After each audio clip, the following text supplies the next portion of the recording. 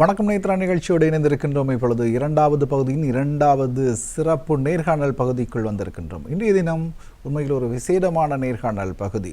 அதாவது ஆய்வு தொடர்பான சில விடயங்களை முன்வைக்கக்கூடிய ஒருவர் தான் கலையகம் வந்திருக்கின்றார். ஏற்கனவே நமக்கு பரிச்சயமான ஒருவர், நமக்கு மாத்திரமல்ல, இலங்கை மாத்திரமல்ல, உலகளாவிய ரீதியில் பரிச்சயமான ஒருவர். இலங்கைக்கும் அதே போல ஆய்வுத்துறைக்கும் சமயத்துறைக்கும் பல பங்காற்றிய தொண்டாற்றியவர் தான் இன்றைய தினம் கலையகம் வந்திருக்கின்றார். கலாநிதி கலாபூசணம் NKS திருச்செல்வம் அவர்கள் கலையகம் வந்திருக்கின்றார்.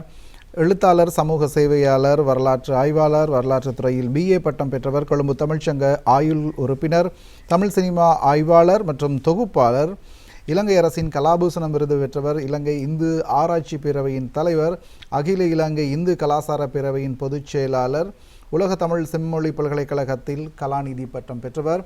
இவர் தொலைக்காட்சி வானொலிகளுடன் தொடர்புடையவர், ஆய்வு செய்திருக்கின்றார்.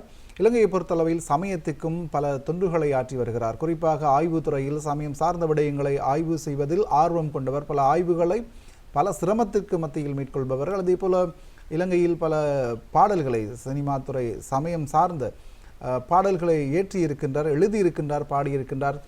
தென்னிந்திய சினிமா நட்சத்திரங்களை வைத்து இந்த பாடல்களையும் பாடிய இத்தனை பெரிய பெருமைக்குரியவர் கலாநிதி கலாபூசணம் NKS திருச்செல்வம் ஐயா. வணக்கம் ஐயா.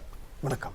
உங்களை பற்றிய நீண்ட அறிமுகம் தேவைப்படுகிறது, தேவையாகவும் இருக்கிறது. அந்த அளவு உங்களுடைய தொண்டுகள் காணப்படுகிறது. மென்மேலும் அந்த தொண்டுகள் தொடர நேத்ரா குடும்பம் சார்பாக வாழ்த்துகிறோம். இன்றைய தினம் நீங்கள் ஒரு ஆய்வாளராக இருக்குங்கள். உங்களுடைய பார்வை ஒரு சாதாரண மனிதனை விட, பாமர மனிதனை விட வித்தியாசமாக இருக்கின்றது. இன்றைய தினம் தென்னிலங்கையில் முருக வழிபாடு என்பது தொடர்பில் நாங்கள் பேசப் போகின்றோம். பொதுவாக நாங்கள் எமது பார்வையில் இலங்கையை பொறுத்தளவில் பொதுவாக முருக கடவுளை எடுத்துக்கொண்டால், முருக கடவுள் தமிழர்களுடைய கடவுள் என்று சொல்வார்கள். அவருடைய பொருளால் வடக்கில் நல்லூர், அதே போல செல்வ சந்நிதி போன்ற திருத்தலங்கள் இருக்கின்றது, முருக வழிபாடு இருக்கிறது. கிழக்கிலும் மண்டூர், வெறுகள், திருக்கோவில் பகுதிகளில் முருக வழிபாடு இருக்கின்றது. இவை சாதாரண மனித பாமர மக்கள் அறிந்த விடயமாக காணப்படுகிறது. அதனையும் தாண்டி தென்னிலங்கையில் முருக வழிபாடு, இதிலிருந்து என்னதை நாங்கள் அறிந்து கொள்ளப் போகின்றோம்? அதாவது தென்னிலங்கையிலே முருக வழிபாடு மிக மிக பண்டைய காலத்திலிருந்து வியாபித்து இருந்திருக்கிறது. இதைத்தான் நாங்கள் பார்க்கக்கூடியதாக இருக்குது. அதாவது என்னுடைய ஆய்விலே, அதாவது வடக்கு கிழக்கு ஆகிய இடங்களிலே முருக வழிபாடு இருக்கிறது என்பது எல்லோருக்கும் தெரியும். இது தொடர்பான பல கோயில்கள் கூட இருக்கின்றன. இவை நாங்கள் சென்று வணங்கக்கூடியதாக இருக்கின்றன. ஆனால் தென்னிலங்கையை பொறுத்தவரையிலே முருக வழிபாடு மிகவும் மேலோங்கி காணப்பட்டிருக்கிறது. அதாவது பார்க்க போனால் சுமார் 2300 ஆண்டுகளுக்கு முன்பிருந்தே தென்னிலங்கையிலே முருக வழிபாடு இருந்திருக்கிறது என்பதற்கான ஆதாரங்கள் பல இருக்கின்றன.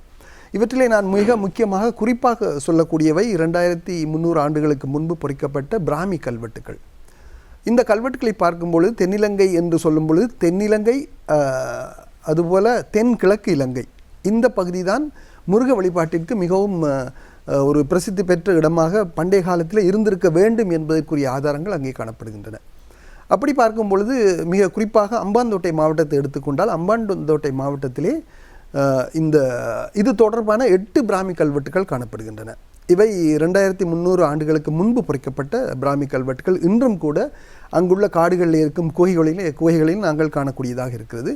அதுபோல் அடுத்ததாக இந்த தென்னிலங்கை அல்லது தென்கிழக்கு இலங்கை என்று சொல்லப்படுகின்ற இந்த பகுதியை வைத்து பார்க்கும் பொழுது அங்கே இருக்கும் இன்னொரு மாவட்டம் தான் மொன்றாகலை மாவட்டம். இந்த மாவட்டத்தை எடுத்துக்கொண்டால் இங்கே 2 இடங்களிலே இந்த முருக வழிபாடு தொடர்பான 2 கல்வெட்டுக்கள் இருக்கின்றன. அதுபோல் இன்னும் ஒரு மாவட்டம் தான் தென்கிழக்கு இலங்கையில் இருப்பது அம்பாறை மாவட்டம். இந்த மாவட்டத்தை எடுத்துக்கொண்டால் 6 இடங்களிலே 6 பிராமி கல்வெட்டுகள் காணப்படுகின்றன. மொத்தமாக பார்க்க போனால் இந்த தென்னிலங்கை மற்றும் தென்கிழக்கு இலங்கை என்பது சாதாரணமாக 16 பிராமி கல்வெட்டுக்களை கொண்ட ஒரு பிரதேசமாக காணப்படுகிறது. இந்த பிரதேசம் இப்பொழுது மிகப்பெரிய ஒரு அடர்ந்த காட்டுக்குள்ளே காணப்படுகிறது. சொல்லப்போனால் இலங்கையின் மிகப்பெரிய வனவிலங்குகள் மற்றும் பறவைகள் சரணாலயம் என்று சொல்லப்படுகின்ற யாழக்காடு, அதுபோல குமணக்காடு போன்றவற்றிலே இந்த கல்வெட்டுகள் காணப்படுகின்றன. எனவே தான் இது பற்றிய விவரங்கள் மக்களுக்கு அதிகமாக தெரியாமல் இருக்கின்ற என்று கூட சொல்லலாம். இந்த காலப்பகுதியில் இங்கு முருக வழிபாடு இருந்தது என்பதற்கு ஆதாரமாக நான் இந்த கல்வெட்டை சொல்கிறேன். இந்த கல்வெட்டில் என்ன சொல்லப்பட்டிருக்கு என்று பார்க்கும் பொழுது, இந்த கல்வெட்டிலே வேலை என்ற ஒரு பெயர் பொறிக்கப்பட்டிருக்கிறது. அதுபோல் வேலு என்ற பெயரும் பொறிக்கப்பட்டிருக்கிறது. இது மட்டுமல்லாது குமார என்ற பெயர் பொறிக்கப்பட்டிருக்கிறது, விசாக என்ற பெயர் பொறிக்கப்பட்டிருக்கிறது. இந்த பெயர்களை எல்லாம் ஆராய்ந்த பேராசிரியர் சிற்றம்பலம் அவர்கள் இது முருக வழிபாடு அல்லது வேல் வழிபாடு தொடர்பான விஷயங்களை சொல்லக்கூடிய கல்வெட்டு என்று அவர் குறிப்பிட்டிருக்கிறார். அதாவது முருக வழிபாடு செய்தவர்கள் அல்லது வேல் வழிபாடு செய்தவர்கள் இந்த கல்வெட்டை பொறித்திருக்கிறார்கள், அல்லது இந்த பகுதியிலே வாழ்ந்திருக்கிறார்கள், அல்லது இந்த முருக வழிபாடு வேல் வழிபாடு போன்றவற்றை அவர்கள் கடைப்பிடித்திருக்கிறார்கள் என்றுதான் பேராசிரியர் சிற்றம்பலம் தனது நூலிலே குறிப்புகளிலே குறிப்பிட்டிருக்கார். அந்த வகையில் பார்க்கும் பொழுது தென்னிலங்கையிலே, குறிப்பாக தென்கிழக்கு இலங்கையிலே இந்த வழிபாடு மேலோங்கி காணப்பட்டிருக்கிறது என்பதற்கு இவை மிக முக்கியமான சான்றுகளாக அமைகின்றன. இதுபோல் இன்னும் ஒரு விடயத்தை கூட நான் சொல்லலாம். இதில் குறிப்பாக நாங்கள் இவற்றுக்கான விடயங்களை வைத்து பார்க்கும் பொழுது, குறிப்பாக தென்னிலங்கையிலே பார்க்கும் பொழுது கதிர்காமம் கோயில் இருக்கிறது. முருக வழிபாட்டோடு மிக மிக அதிகமான பக்தர்கள், அதாவது இலங்கை தமிழ் மக்கள் மட்டுமல்லாது முருக வழிபாடை மிகவும் நேசிக்கும் இலங்கையில் உள்ள சிங்கள மக்கள் கூட அதிகமாக வழிபடக்கூடிய ஒரு திருத்தலமாக இந்த கதிர்காமம் காணப்படுகிறது. இது தென்னிலங்கையிலே ஒரு ஓரத்திலே, அதாவது நான் குறிப்பிட்ட இந்த யாழ கும்மண காட்டுகளினுடைய மேற்கு பகுதியிலே காணப்படும் ஒரு திருத்தலமாகும். அதுபோல பார்க்க போனால் கிழக்கு பகுதியிலே நாங்கள் பார்க்கும்பொழுது இந்த குறிப்பிட்ட இந்த தென்கிழக்கு இலங்கையினுடைய கிழக்கு பகுதியிலே பார்க்க போனால் உகந்தை முருகன் கோயில் இருக்கிறது. இந்த உகந்தை முருகன் கோயிலை பார்க்கும் பொழுது இங்கும் முருக வழிபாடு இருந்திருக்கிறது. அதாவது நான் குறிப்பிட்ட இந்த 2300 வருட காலத்துக்கு முற்பட்ட கோயில்கள் தான் இவையெல்லாம். இவை எல்லாவற்றிற்கும் மத்தியிலே இன்னும் ஒரு கோயில் இருக்குது. அந்த கோயில் பலர் அறியாத ஒரு கோயில். அந்த கோயில் தான் கபிலித்தை கந்தசுவாமி கோயில் என்று அழைக்கப்படுகிறது. இந்த கோயிலுக்கு பலர் செல்வதில்லை, ஏனென்றால் இது யாழக்காட்டினுடைய மத்தியிலே இருக்கும் ஒரு கோயில். இப்பொழுது மிக பிரபல்யம் அடைந்து வரும் ஒரு கோயிலாக காணப்படுகிறது. மிக மிக கஷ்டத்தின் மத்தியிலே தான் இந்த கோயிலுக்கு செல்ல வேண்டியிருக்கிறது. எனவே இந்த 3 தீர்த்தங்களையும் வைத்து பார்க்கும் பொழுது இந்த தென்னிலங்கை அல்லது தென்கிழக்கு இலங்கை என்பது முருக வழிபாட்டிலே மிக பண்டைய காலத்திலிருந்து இருந்து வந்த ஒரு பிரதேசம் என்று கூட சொல்லக்கூடியதாக இருக்கிறது. ஆமாம், இந்த எங்களுடைய கபிலித்தை கந்தசுவாமி கோயில் பற்றி கூறியிருந்தீர்கள். அது தொடர்பான புத்தகம் ஒன்றும் வெளியாகி இருக்கின்றது. இந்த கபிலித்தை கந்தசுவாமி கோவிலின் வரலாறு, மரபு என்ன விசேடம், என்ன சிறப்புகள் இருக்கின்றன? ஆம், அதாவது கபிலித்தை கந்தசுவாமி கோயில் என்பது சொல்லப்போனால் இந்த தென்கிழக்கு இலங்கையிலே இந்த முருக வழிபாடு காணப்படும் இந்த பிரதேசத்திலே மிக முக்கியமாக 2 ஆறுகள் ஓடுகின்றன. இவற்றை ஜீவ நதிகள் என்று கூட சொல்லலாம்.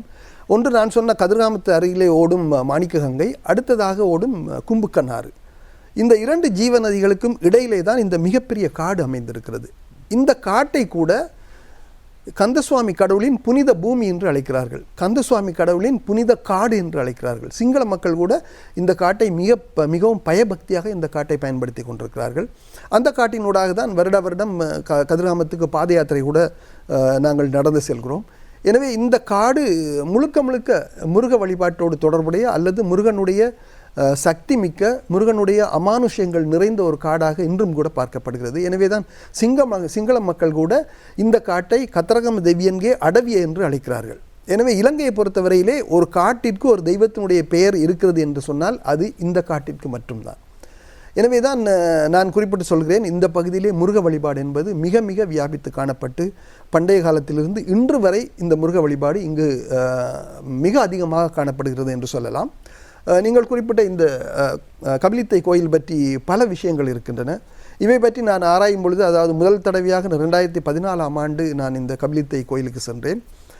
சிங்கள மக்கள் அதாவது குறிப்பாக பௌத்த மக்கள் மிக மிக பயபக்தியோடு வணங்கும் ஒரு கோயில்.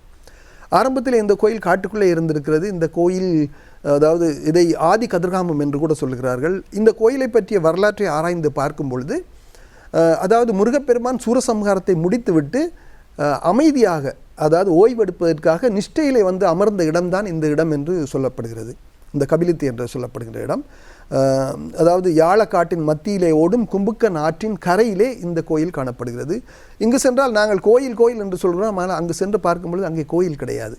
அங்கே இருப்பது ஒரு புளிய மரம், அதாவது மிக தொன்மை வாய்ந்த ஒரு புளிய மரம்.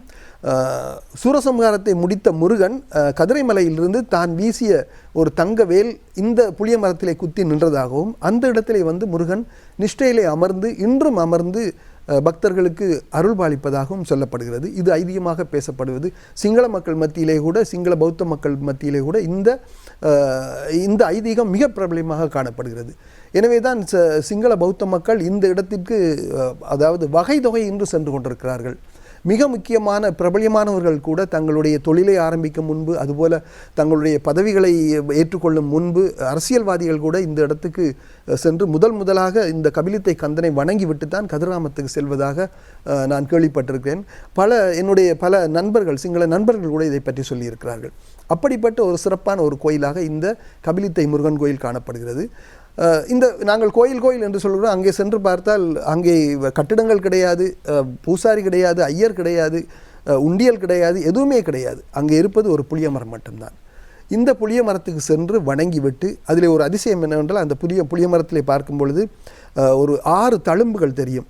அதாவது 6 முருகனுடைய 6 முகங்கள் என்று அதை நாங்கள் சொல்லி வணங்குகிறோம்.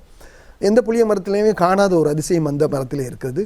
அதுபோல் காணப்பட்டால் எந்த ஒரு சந்தர்ப்பத்திலும் கூட அந்த புளிய மரத்தடிக்கு நாங்கள் சென்றால் அதை சுற்றி எப்பொழுதுமே தூய்மையாக ஒரு அந்த மிகப்பெரிய காட்டிற்குள்ளே அடர்ந்த காடு, மரங்கள் நிறைந்த காடு. ஆனால் அந்த இடத்துல ஒரு இலை கூட இருக்காது. அப்படி கூட்டி துப்புரவு செய்தது போல எப்பொழுதும் அந்த புளிய மரம் காணப்படும், புளிய மரத்தை சுற்றி காணப்படும். எனவே ஒரு தெய்வீக தன்மை மிக்க ஒரு இடம்தான் அந்த இடம். வருடம் நான் பல நண்பர்களை அங்கே அழைத்து செல்வது வழக்கம். இப்பொழுதும் எதிர்வரும் 2ஆம் தேதி 40-50 பேருக்கு மேல் நான் அழைத்து செல்கிறேன். அதுபோல் அடுத்தடுத்த வாரங்களிலும் கூட என்னோடு வர இருக்கிறார்கள். எனவே இப்படிப்பட்ட ஒரு அபூர்வமான ஒரு கோயில், சக்தி மிக்க கோயில், அந்த கோயில் தான் கபிலித்தை கந்தசுவாமி கோயில். அந்த கோயிலை பற்றி இன்னும் பல விஷயங்களை சொல்லலாம். அங்கே அந்த கோயில் எப்படி உருவானது என்று பார்க்கும் பொழுது அதிலே சொல்கிறார்கள் கபில முனிவரோடு தொடர்புடையது, அதை கபிலவனம் என்று கூட அழைக்கிறார்கள்.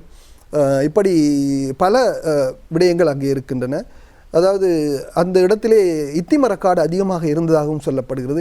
எனவே தான் கபில முனிவர் அங்கே இருந்ததினால் அந்த பெயர் வந்திருக்கிறது என்று கூட சொல்லப்படுகிறது. இப்படி பல விஷயங்கள் அங்கே இருக்கின்றன.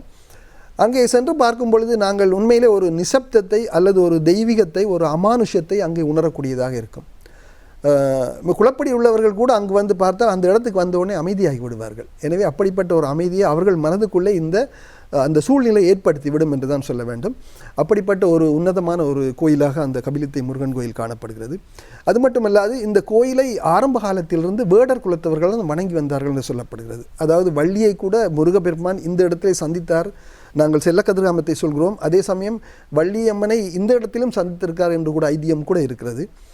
எனவே வேடர்களோடு தொடர்புடைய, அதாவது இது முழுக்க காட்டு பிரதேசம். இந்த காட்டு பிரதேசத்திலே வேடர்கள் வாழ்ந்து வந்த இடம். வேடர்கள் முழுக்க முருகப்பெருமானை இந்த இடத்திலே வைத்து தான் வணங்கினார்கள் என்றும் சொல்லப்படுகிறது. இதுபோல பல ஐதீகங்கள் அங்கே இருக்கின்றன. உண்மையில் கபிலித்தை கந்தசுவாமி ஆலய வரலாறை சொல்லும் பொழுது, அல்லது இந்த ஆய்வு ரீதியான தகவல்களை சொல்லும் பொழுது எங்களுக்கும் ஒரு ஆர்வமாக இருக்கின்றது. காட்டுப்பகுதியில் அமைந்துள்ள ஒரு அற்புதமான ஆலயம் என்று சொல்லுங்கள். இந்த கோவிலுக்கு செல்வதற்கான வழிகள் இருக்கின்றனவா? அது வாகனங்களில் செல்ல வேண்டுமா அல்லது நடந்து செல்ல வேண்டுமா? அதாவது சொல்லப்போனால் இந்த கோயிலுக்கு செல்வதற்கு 4 வழிகள் இருக்கின்றன. இந்த 4 வழிகளிலே ஒரு வழி நாங்கள் உகந்தைக்கு சென்று அங்கே இருக்கும் அந்த குமண காட்டு வழி ஊடாக அங்கே வனையிலக வாகனங்கள் இருக்கிற ஜீப் வண்டிகள் இருக்கிற அவற்றின் மூலமாக நாங்கள் வாடகைக்கு அவற்றை அமர்த்தி அங்கிருக்கும் ஒரு வழிகாட்டியோடு நாங்கள் இந்த கபிலித்தை கோயிலுக்கு செல்லலாம். அது கும்புக்கன் ஆற்றங்கரையிலே செல்லக்கூடிய ஒரு பாதை. அடுத்ததாக கதிர்காமத்துக்கு அருகே இருக்கும் கல்கே என்று சொல்லப்படுகின்ற ஒரு இடம். அங்கே கல்கே பிள்ளையார் கோயில் கூட இருக்கிறது. அந்த இடத்திலே இருந்து கூட செல்லக்கூடிய ஒரு வழி இருக்கிறது. அதுவும் காட்டிலாக அதிகாரிகளோடு அவர்களுடைய வழிகாட்டிகளோடு ஜீப் வண்டிலே செல்லக்கூடிய வழி.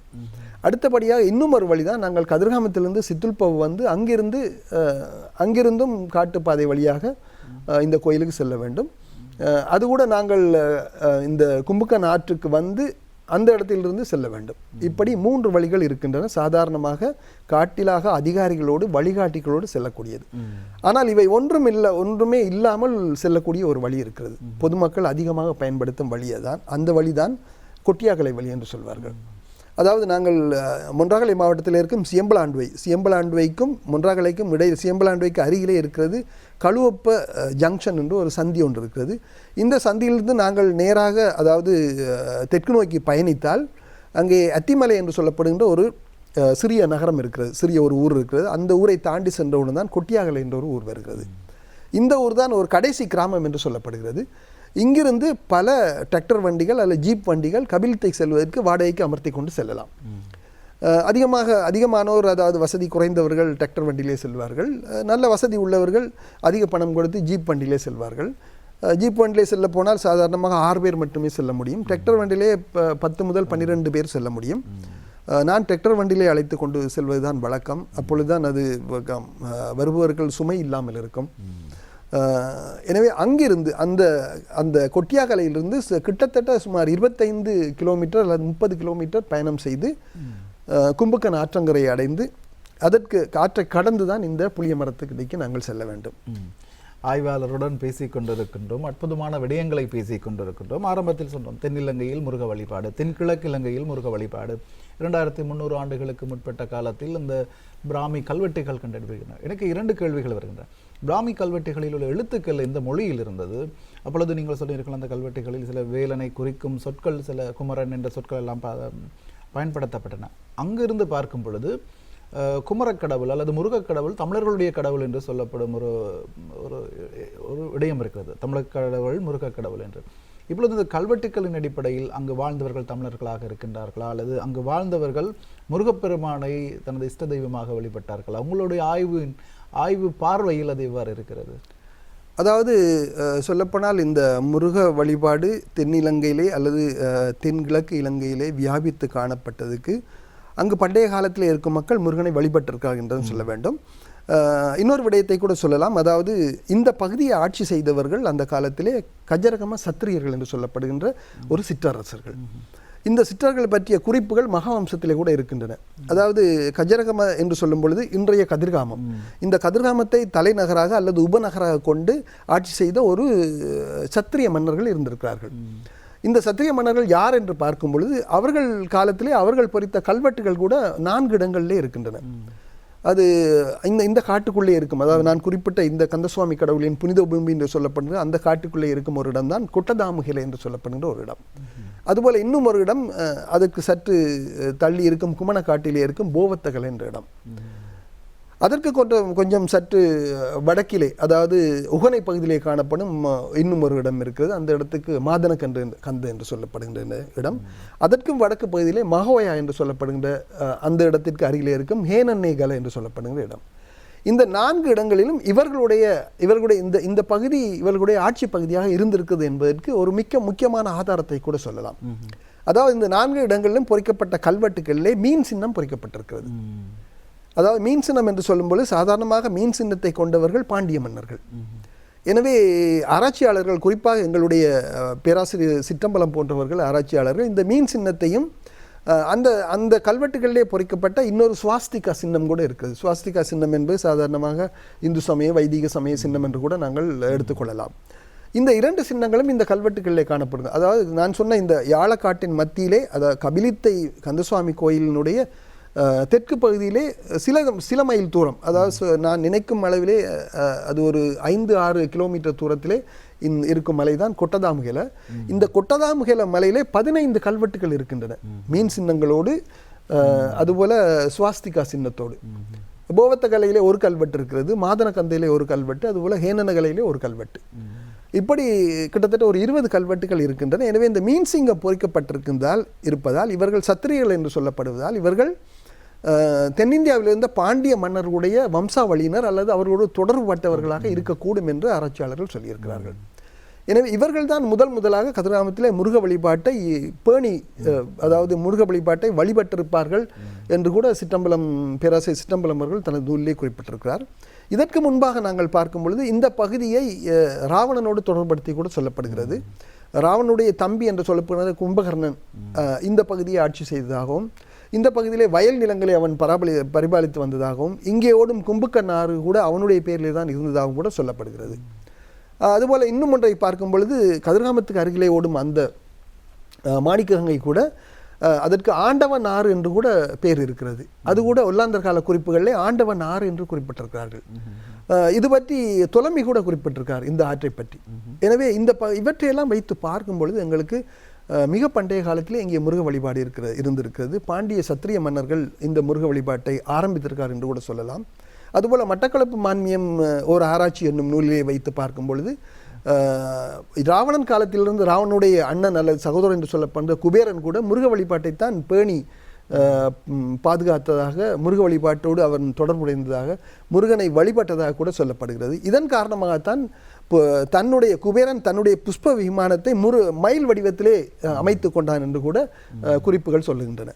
எனவே இவற்றை எல்லாவற்றையும் வைத்து பார்க்கும் பொழுது இந்த பண்டைய காலத்திலே இந்த முருக வழிபாடு என்பது கதிர்காம சத்திரிய மன்னர்களால் ஆரம்பிக்கப்பட்டு அதன் பின்பு அங்கிருந்த ஒரு சிறிய கோயில், இந்த கோயில் துட்டகை மன்னனுடைய கனவிலை வந்து காட்சி அளித்ததாகவும் அதன்படி துட்டகை மன்னன் இந்த கதிர்காம கோயிலுக்கு சென்று முருகப்பெருமானை வணங்கிவிட்டு எல்லாளனோடு போர் செய்து வெற்றி கொண்ட பின்பு இந்த கோயிலுக்காக அவன் மானியங்கள் வழங்கியதாகவும் சொல்லப்படுகிறது.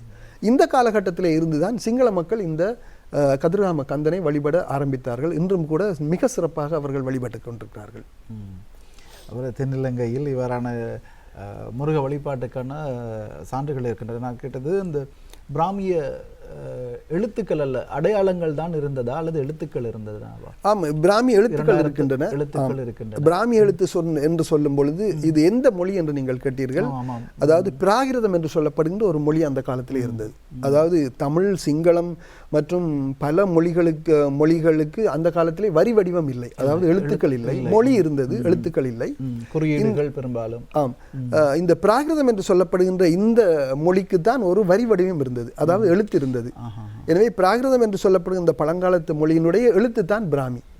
இந்த பிராமியிலிருந்து தான் இன்று நாங்கள் எழுதும் தமிழ் மொழியாக இருக்கட்டும், சிங்கள மொழியாக இருக்கட்டும், அதுபோல தென்னிந்தியாவில் இருக்கும் பல மொழிகள் தோற்றம் பெற்றன இந்த வரி வடிவத்திலே இருந்துதான்.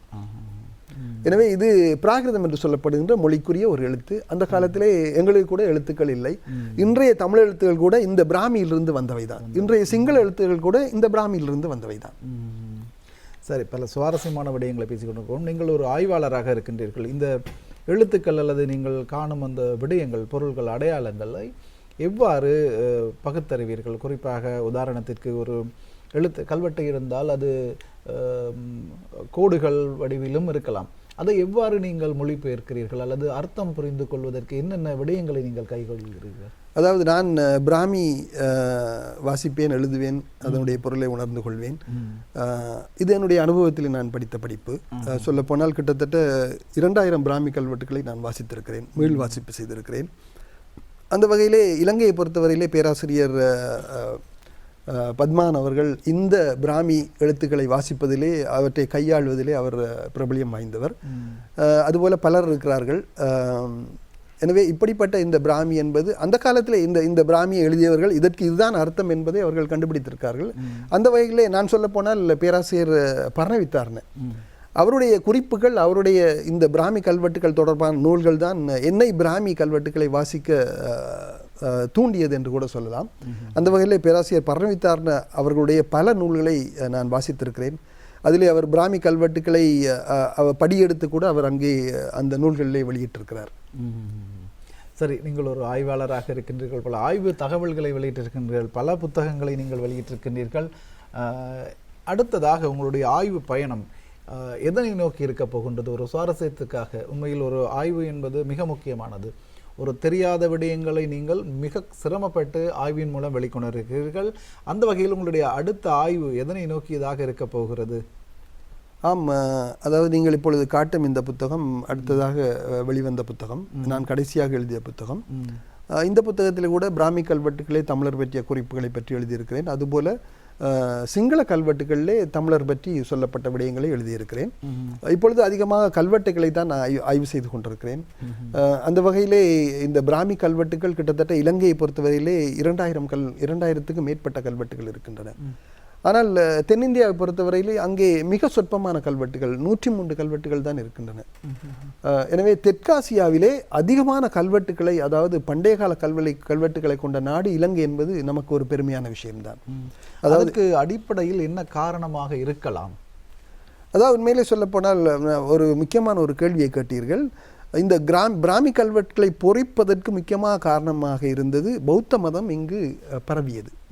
அதாவது தேவநம்பியதீசன் காலத்திலே இந்த பிராமி கல்வெட்டுகள் பொறிக்கப்பட்ட இந்த காலத்திலே தான் தேவநம்பியதீசன் மூலமாக, அதாவது சங்கமித்தை மூலமாக இலங்கைக்கு பௌத்த மதம் வந்தது. எனவே இந்த பிராமி கல்வெட்டுகள் பொறிக்கப்பட்டிருக்கும் இந்த குகைகள் எல்லாமே அந்த காலத்தில் இருந்த முக்கியஸ்தர்கள் வைத்திருந்த கற்குகைகள்.